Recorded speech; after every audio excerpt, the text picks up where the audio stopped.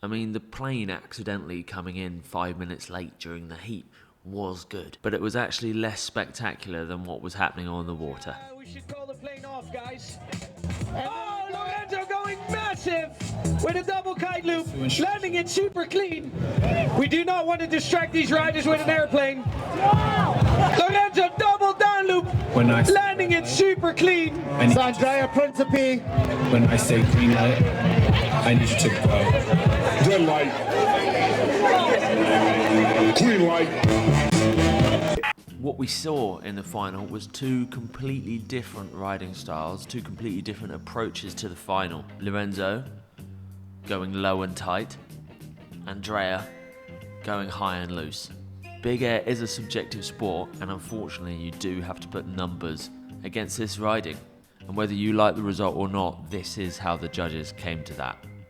On the 20-meter range, as I said, some of these riders have got Woo devices on their board. Lorenzo Casati, 19.4. Aaron Hadlow, 21 meters. Those of you wondering at home, how high are these riders jumping? Oh, but as we see, was probably the sickest S-loop we've seen at the King of the Air. Not sure what was more remarkable, that S-loop or the fact that Colin Heckroot had finally said something good. But look at that. That is loose. I would not want to be on the end of those lines. That is Lorenzo just bullying the kite and putting it in positions that it does not want to go. And he's like, no, you are going there. But there's a problem with it. Right, now let's look at Andrea, who, by the way, got 3 9s in the final and had Lorenzo on trick score and overall impression. These are higher. Look at the Woo data.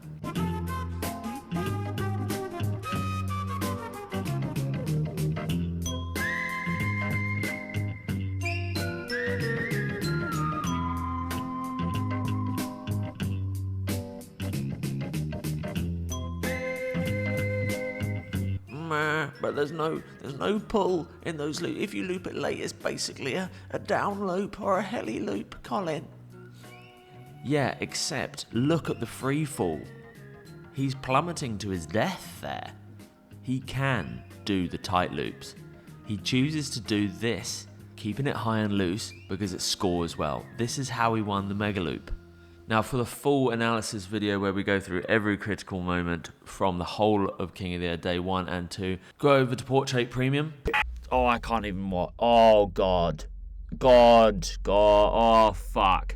Oh, in getting a premium subscription, you're supporting what we're doing. You're supporting future projects, future blank kite tests, more event documentary series. Andrea is going for height and precarious free fall over everything, whereas Lorenzo is going for death-defying kite position at the most critical moment.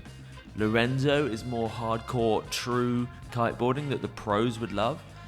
Andrea is going for what the crowd love in the height and the free fall, and therefore what the judges of a fizzy drinks run kite competition love too.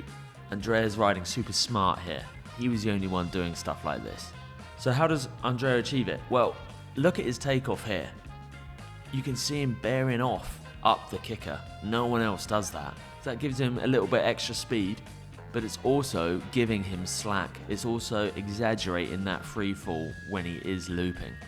The controversial thing about it though is that in the riders' briefing before the competition, they were saying things like, if your double loops have a big pause in between, like how Andrea is doing it, they won't score, but they did.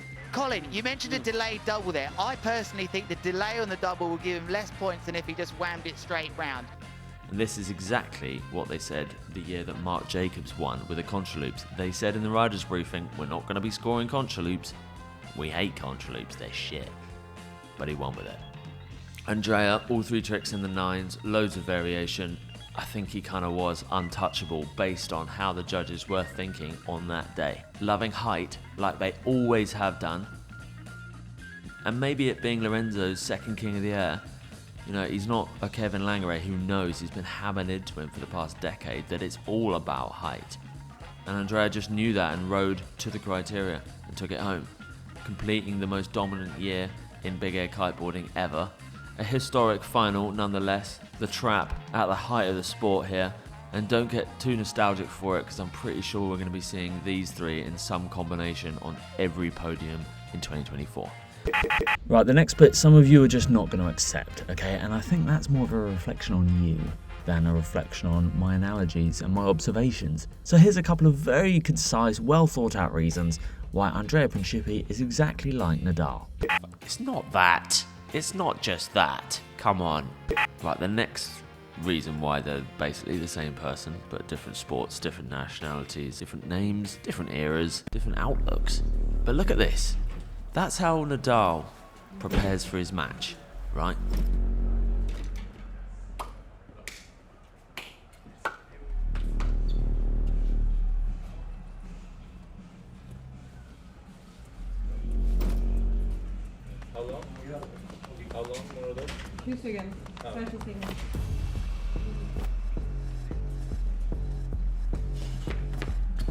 And look at this.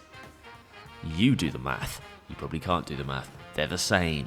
Nadal does that not only to pump himself up, but to also terrify his opponent.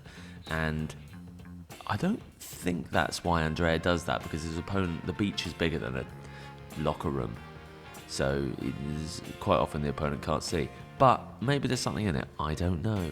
Next. So when Nadal first came in with his 3/4 length shorts and his without any sleeves, everyone thought, that is so shit. I hate it. And then he was unbelievably good and everyone loved it. Now, if you took a random group of kiteboarders from 10 years ago and said, yeah, the trend is going to be flipping your board around, taking a tiny kite and doing snake loops and triple loops, they would have said, no, that's not how it's going to be at all.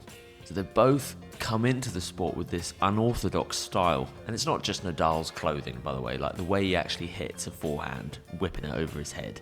He really made that popular. And that's not massively dissimilar from the way Andrea has approached his sport, re-rigging his gear. So he actually rides with over-sheeted lines when he's going for stuff like this. And that's so he doesn't have to grab an outside line to get the kite to turn when it doesn't want to. No one else does that. And this is why so often you see him looping with it quite far sheeted out. On a normal bar, that's in neutral. So that would be fully sheeted in looping. But for Andrea, he has to do that. Got it? Good. Lastly, something that these two both have is a massive appetite for winning. And this is why they're so popular too. Can you imagine acting like this with your weird shorts and you're shouting around in the locker room? Like, people don't, that's not gonna be popular. But if you win and you're doing that, mega popular. It's obvious if you watch Andrea that he's not scared of losing at all. He's way more excited to win, and that appetite for victory and winning just makes him so lethal. And Nadal is and was exactly the same. Oh man, Federer is the GOAT, shut up. Like, Nadal was never even considered to be even near GOAT status for such a long time despite this. And I can see Andrea really being the same. I mean, this year's victories, Mega Loop Challenge, GKA and King of the Air all in 1 year. Is anyone going to do that ever again? It's pretty goaty if you ask me. No, I had pain, honestly. It's tough to, as I said, I have problems to breathe because I don't know if it's something on the rib. I am not sure yet, but... Did you do that? How did you handle the pain? I don't know, bro. It was... Yeah, on the... When I'm breathing and when I'm moving, it's like like a needle all the time inside here, no? So it's... I just grab it. I don't know how, but it was really painful. No, but it was good. You know what, man? After this, when I say if I get King of the Air with ribs broke like this, I can do everything, you know. So. 100% ready to swim? Huh? 100% ready. Yeah, man. Yeah, man.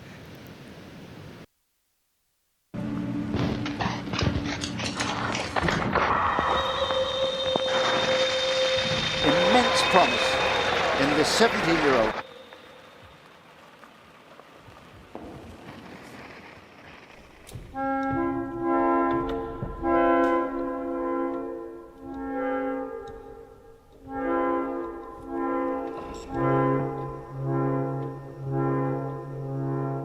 Rafael Nadal Ferrera to give him his full name.